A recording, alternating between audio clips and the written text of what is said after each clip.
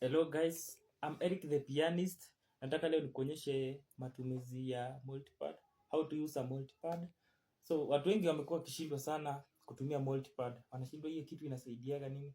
Kwa mfano ukicheza wimbo kama za reggae, sasa ndio upate ile backing ya reggae ile. So unaweza undia kwa multipad, then wewe unaicheza kama solo.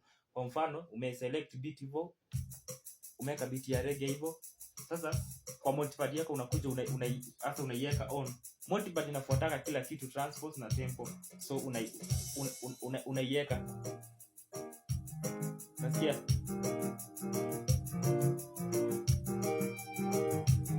Kwa mfano sasa unaacha ukisolo hivyo so.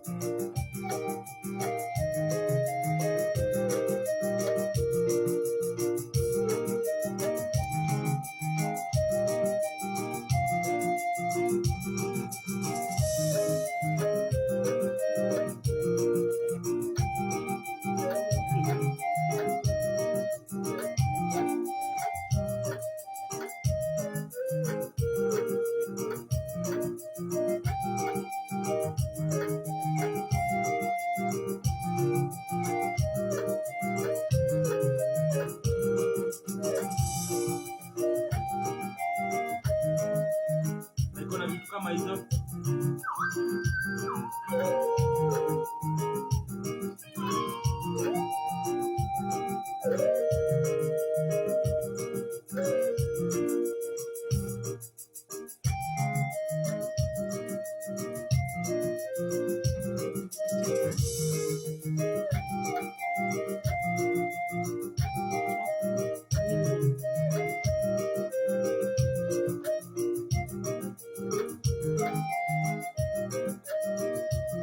Namna hiyo, ukitaka multipad inbox na kutumia yenye unataka, kama ni ya worship kama ni ya praise.